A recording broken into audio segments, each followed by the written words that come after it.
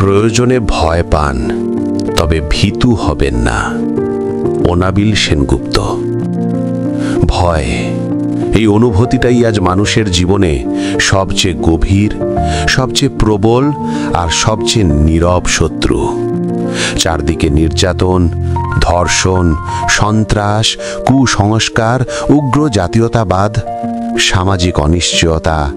প্রতিদিন একজন সচেতন মানুষকে চেপে ধরছে শুধু একটি জিনিস, ভয়। আমরা ভয় পেতে জন্মাই না, আমরা ভয় পেতে শিখি।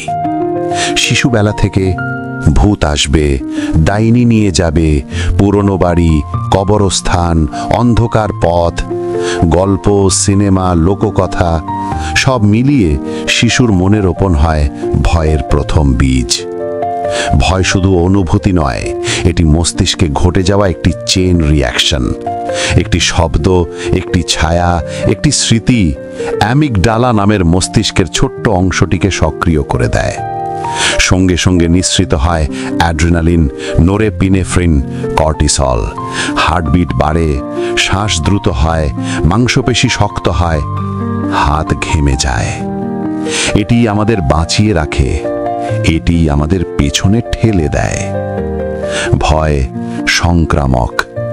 মায়ের ভয় সন্তানের মনে ঢোকে, সমাজের ভয় মানুষের মনে ঢোকে, ধর্মের ভয় বিশ্বাসে ঢোকে, রাষ্ট্রের ভয় স্বাধীনতাকে গ্রাস করে। নৃতত্ত্ববিদা বলেন, ভয় থেকেই জন্মেছে দেবতা, ভয় থেকেই জন্মেছে শয়তান। তবে সব ভয় খারাপ নয়।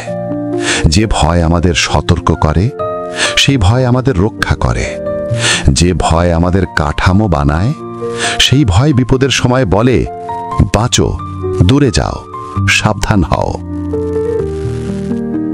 কিন্তু ভয় যখন অযৌক্তিক হয়ে যায়, তখন তা হয়ে ওঠে ফোবিয়া। অ্যাগারোফোবিয়া, ক্লস্ট্রোফোবিয়া, অ্যাক্রোফোবিয়া, আর আমাদের উপমহাদেশের সবচেয়ে প্রচলিত ভূতের ভয়। ভয় যদি নিয়ন্ত্রণ করা যায়, তবে সমাজ বদলে যাবে, কুসংস্কার ভাঙবে, অন্ধবিশ্বাসের অপমৃত্যু হবে, ক্ষমতার ভয় দেখানো মুছে যাবে। কিন্তু ভয় পুরোপুরি চলে গেলে মানুষ আর সতর্ক থাকবে না। তাই ভয় দরকার, কিন্তু ভীতু হওয়া নয়। বার্ট্রান্ড রাসেল বলেছিলেন, ভয়কে জয় করা থেকেই প্রজ্ঞার শুরু। তাই প্রয়োজনে ভয় পান, তবে ভীতু হবেন না।